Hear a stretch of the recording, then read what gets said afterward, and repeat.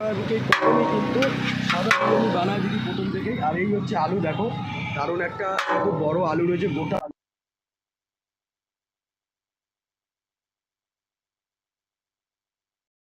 কোনো মটনের সাইজ দেখো। আরে এই মটনটা তোলো, সিনার পিস তোলো, সিনার পিস রয়েছে কিনা। দেখো এই দেখো, টেনে টেনে খাবে, দেখেছো সিনার পিস রয়েছে। আচ্ছা কেমন সাইজ হবে দিদি? মোটামুটি 150 গ্রামের একটা সাইজ থাকবে মটনের। মাত্র কত কত দিচ্ছ দিদি?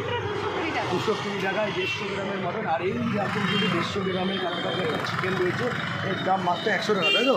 বসে গেলে কি আনলিমিটেড? বসে গেলে আনলিমিটেড নেই, তাই তো? 130 টাকায় চিকেন বিরিয়ানি আনলিমিটেড। পুজোতে 5 দিন বন্ধ থাকবে আনলিমিটেড। 5 দিন বন্ধ পুরো? পুজোতে 5 দিন আনলিমিটেডটা বন্ধ থাকবে। নর্মালি কত? 100 টাকা করে? 100 টাকা।